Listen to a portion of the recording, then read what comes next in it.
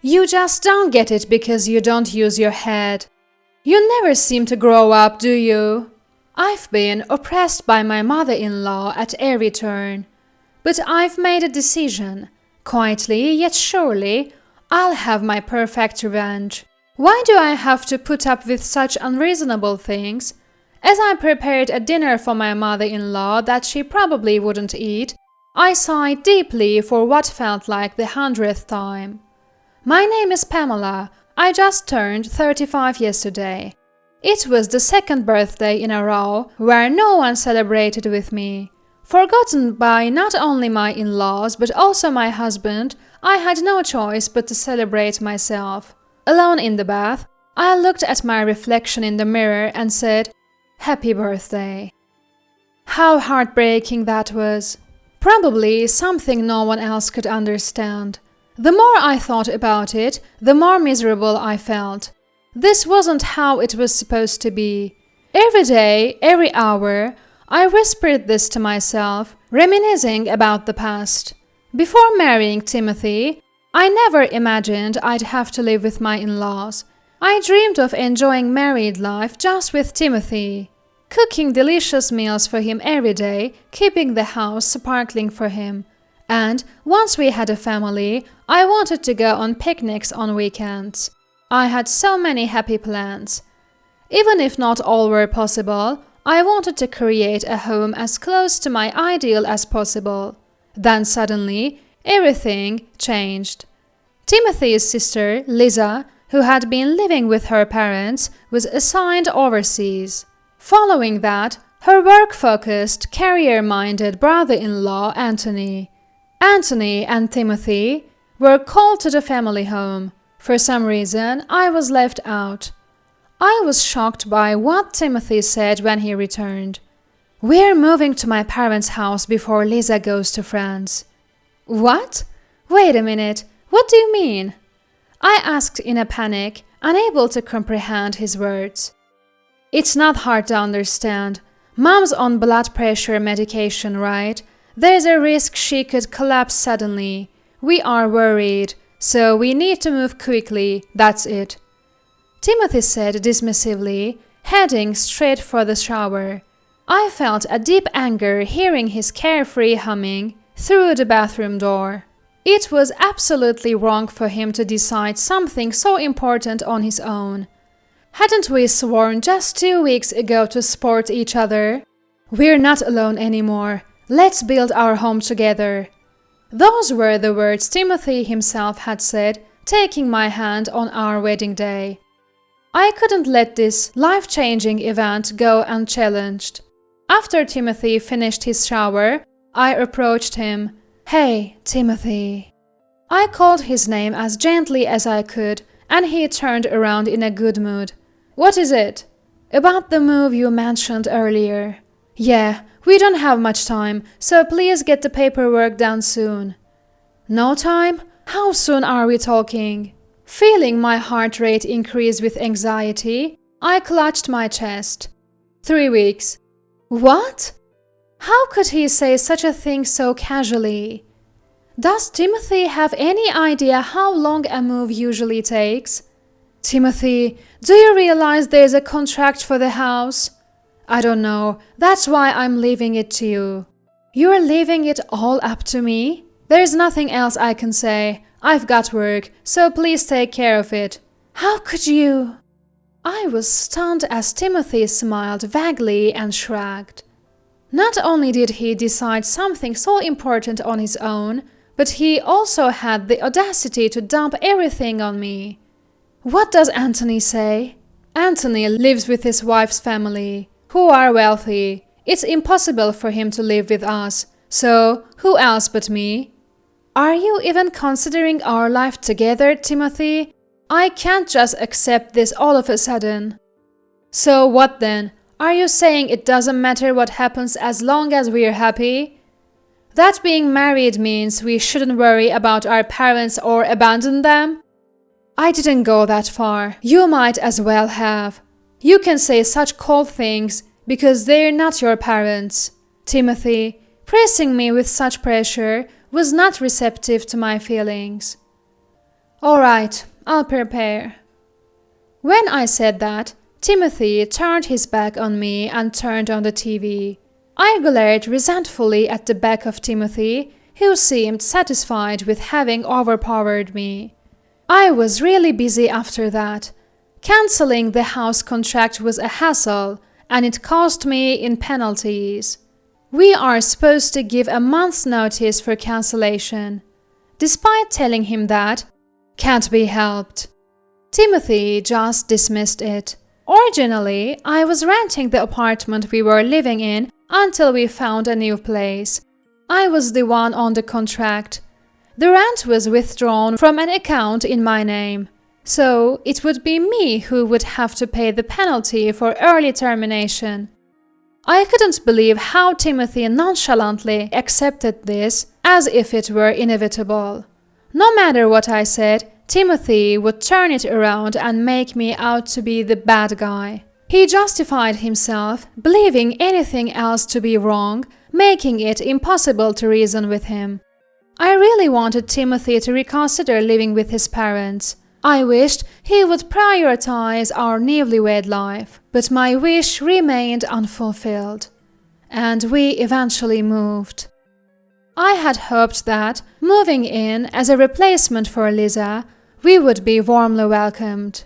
Even though we were newlyweds, I naively expected gratitude for living with them. But I was wrong, and I realized in that day. First things first.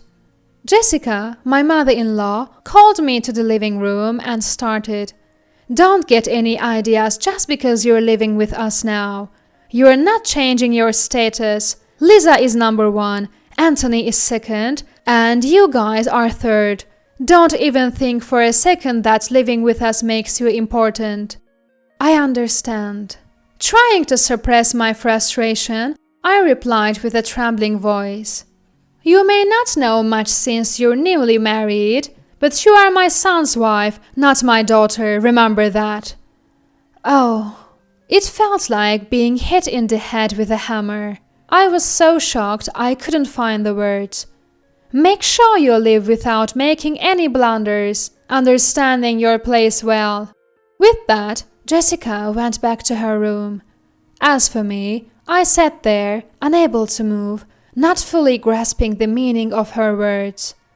From then on, my life became a series of hardships. No, a series of days filled with constant worries. The way you wash dishes is wrong, isn't it? They seem to smell fishy. Even though my mashed potatoes turned out delicious, she grimaced and dumped them in the sink. Ostentatiously, Jessica reapplied detergent to the sponge, scrubbed vigorously, rinsed, and then refilled the dish with mashed potatoes herself. What's with this meatloaf gravy? The amount of salt is all wrong. You've ruined the sauce. Do you even know how to make gravy properly? Muttering, it's too spicy, Jessica spitefully drank cup after cup of coffee. Pamela, your long hair sheds too much. It's unpleasant. Use the shower last. When I finally entered the shower room last, it was in such a state that I couldn't even think of using it. Don't you know how to clean, or do you want me to vacuum the dust? Despite never lifting a finger herself, she followed me around, constantly criticizing my cleaning. Please wash your laundry separately from ours. I was at a loss, treated like a moody teenager, believing that someday Timothy would stand up for me, yet I kept enduring. But Jessica never revealed her true self in front of Timothy. Of course, Timothy had no clue what I was going through. I tried revealing Jessica's misdeeds a few times, seeking help, but Timothy responded skeptically. Did Mom really say that? I couldn't make this up. But he simply wouldn't believe me. Rather, maybe you're just fed up with living together and making things up. Don't paint Mom as the villain. Timothy glanced at me with utter disdain. No matter how much I despised Jessica, she was still Timothy's mother. I wasn't fabricating stories to trap her. I thought Timothy would believe me. I wanted to believe I was still loved. But just handle things without causing trouble. It's me who suffers if anything goes wrong. His response was the exact opposite of what I hoped for. That's when I realized, for anyone, their parents are absolute. Their sense of normalcy is rooted in what their parents taught them. What their parents say is always right, and what others say is out of the norm. My sense of normalcy was not the same as Timothy's. Realizing this, I despaired completely. Mark, my father-in-law, was completely dominated by Jessica and would quickly avert his eyes when they met mine. That meant, in this house, I had no allies. I could hear the sound of my heart breaking, and I gave up everything.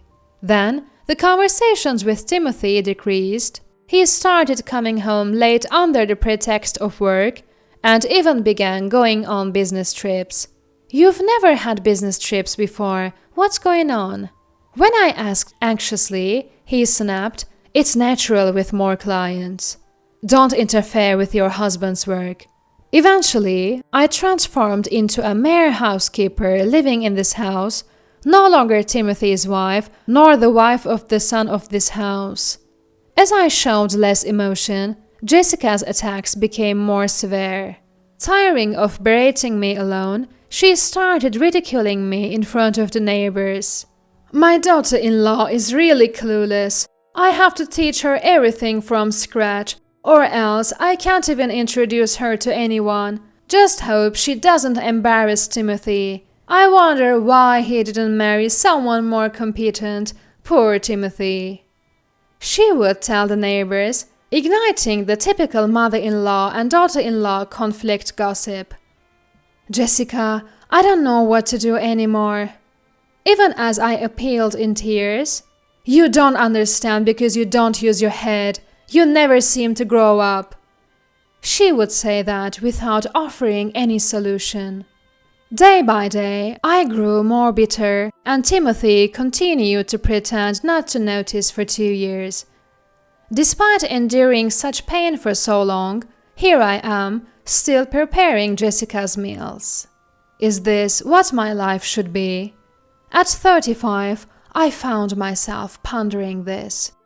Until now, I've always thought I hated this life. I wanted to escape, to be saved. Such conservative thoughts, but maybe turning 35 makes you think differently. I have to change myself. I must carve my own path. Once that thought took hold, I couldn't continue living a life of oppression. "Timothy, please, let's leave this house together."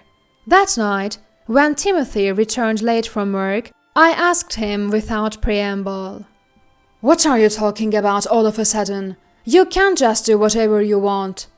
He sighed deeply, showing no sign of taking me seriously. "I'm really at my limit, understand that." "You always do this, always focusing on the negatives, never seeing the positives. That's why you talk about being at your limit so easily." Easy?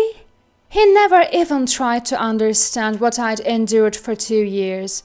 "You're the one who's saying it's easy." Timothy seemed taken aback that I fought back. "What the? That's not like you, Pamela." His attempt to soothe me, patting my back while I was visibly angry. "I'll say it again. I'm at my limit in every way. I can't live here anymore. I don't want to live oppressed." All right. I'll protect you from now on."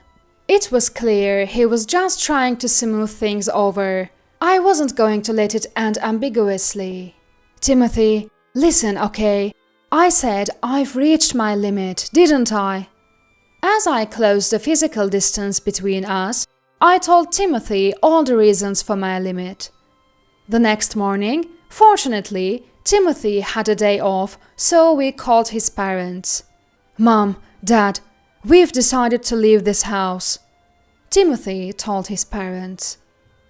"What are you saying all of a sudden? You can't just decide something like that. Jessica vehemently opposed, upset about losing both her stress relief target and housekeeper. That's only natural. It's sad and worrying to not be able to be near you, Mom, but I want to make it with Pamela. It's because of Pamela, isn't it? That's why you're saying this all of a sudden. No, it's not like that. As Timothy started to falter, I interjected. Timothy, did I say something wrong? Frowning sadly, I spoke, and Timothy hurriedly placed his hand on my back. No, Mom, it's me.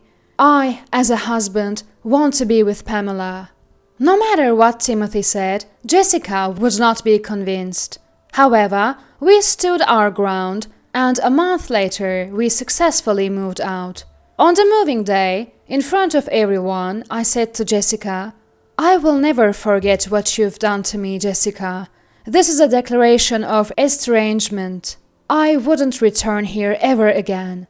It was a declaration born from such resolve.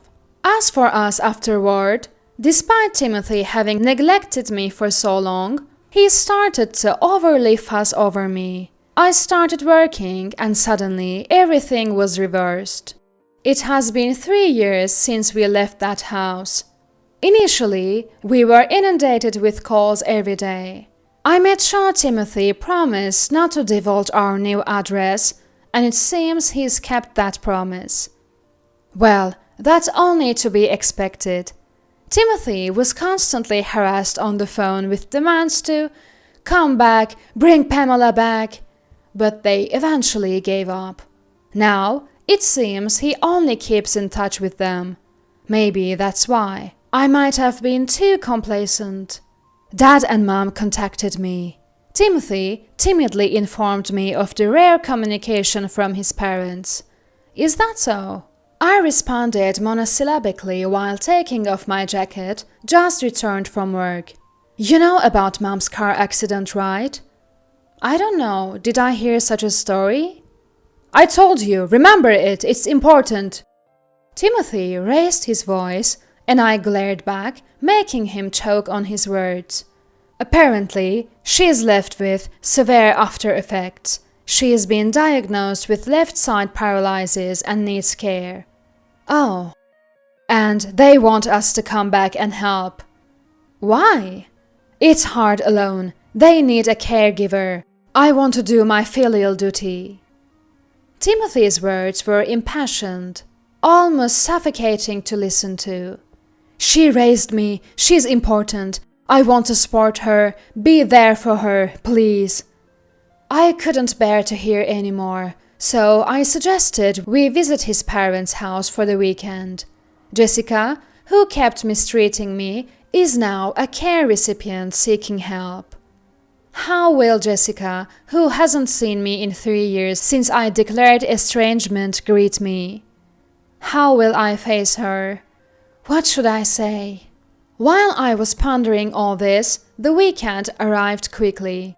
I found myself standing in front of the house I swore never to return to.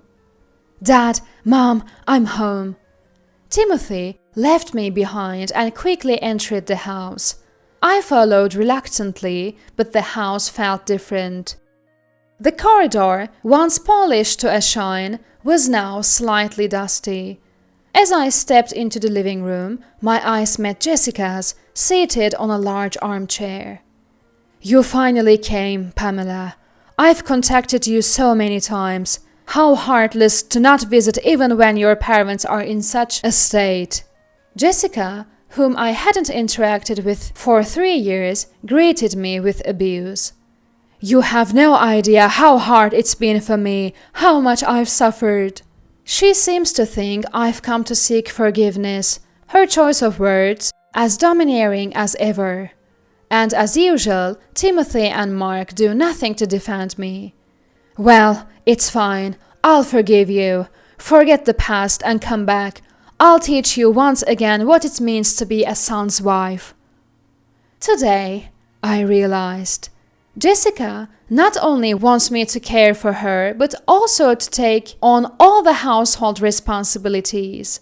And judging by the reaction, Timothy knew too. "You can't refuse. You're the wife of this house's son. If you even think about refusing, I'll make you divorce Timothy and leave immediately." Jessica's final words made me feel a sense of clarity. "Oh dear, you finally said it." I took an envelope from my bag and handed it to Jessica. "What's this?" "This is a divorce application form, already signed. I'll grant Jessica's wish and divorce you." "What did you say?" Surprised by my words, Jessica snatched the envelope away, but I grabbed it back, slipped it into my bag, and stood up with a defiant smile. "I'm going to file this now." "Wait, don't do that. Mom, how could you say such things to Pamela?" Timothy tried to cling to me in panic, but I forcefully pushed him away. "By the way, the apartment we're living in now is mine. I bought it and have been paying the mortgage. It's in my name. So I'm giving it back to you, Timothy. You said you were worried about Jessica and wanted to take care of her, to be a good son, so I'm sure you'll do just fine." I repeated Timothy's words from that day.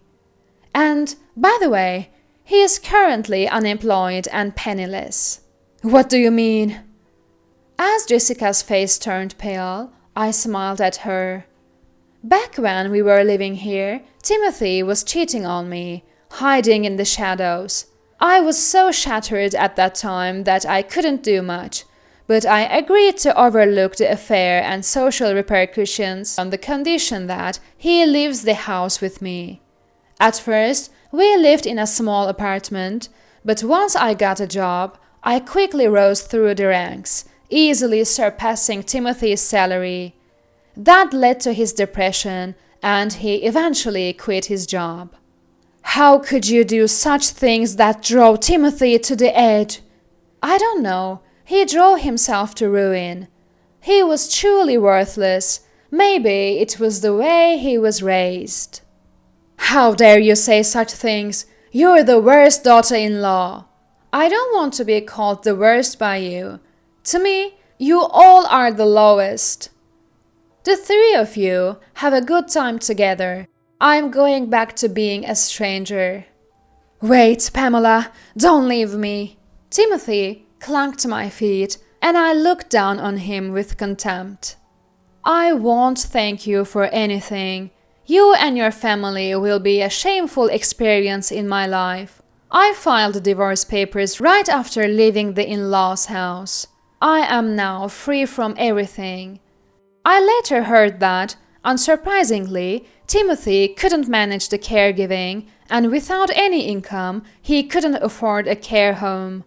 His siblings stayed away from the family home, the neighbors shunned them, and they were forced into a lonely and miserable existence. I made the right decision to divorce at that time. Clicking my heels, I started walking towards a new life.